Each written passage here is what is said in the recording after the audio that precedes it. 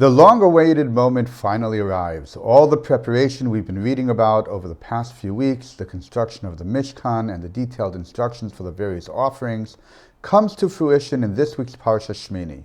The Mishkan is inaugurated and God's presence appears before the people in a moment of profound joy and holiness. But that joy is suddenly shattered. Aaron's two eldest sons, Nadav and Avihu, are struck down as they offer a strange fire before God. It feels incomprehensible. Nadav and Avihu were among the spiritual elite of Israel.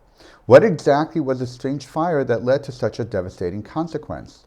The Midrash suggests that the strange fire was connected to wine, that Nadav and Avihu, seeking to reach an even higher state of spiritual ecstasy, entered the sanctuary intoxicated and offered incense before God.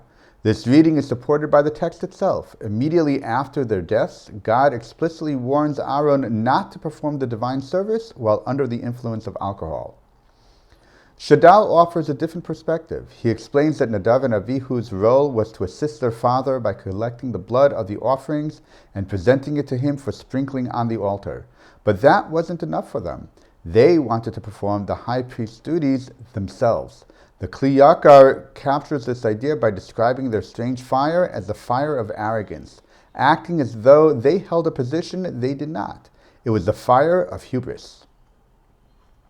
Rav Shimshon Raphael Hirsch adds yet another layer. He notes that Nadav and Avihu used their own fire and their own pans to burn the incense, rather than using the sacred vessels and the fire taken from the altar as commanded.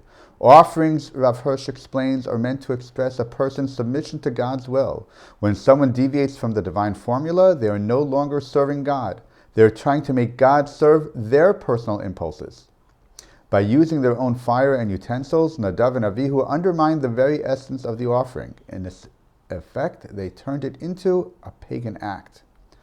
One might assume that because of their sin, Nadav and Avihu must have been deeply flawed individuals. After all, Chazal and many commentators attribute to them a range of serious misdeeds. Yet the Torah itself offers a very different lens. Moshe tells Aaron that Nadav and Avihu were considered close to God, invoking the phrase, Bikravai ekadesh. Through those who are closest to me, I will be sanctified. Interestingly, this description comes after the sin. Despite their misdeed and its consequences, their spiritual stature, their closeness to God, remains part of how the Torah remembers them. A person is a complex being made up of many parts. No one is perfect or without sin.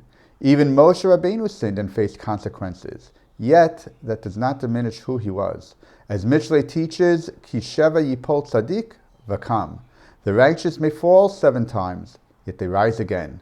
If the Torah highlights the sin of Nadav and Avihu, it may be to remind us that even great people stumble. But as Mishlei promises, falling is not the end. Rising again is always possible. Shabbat Shalom.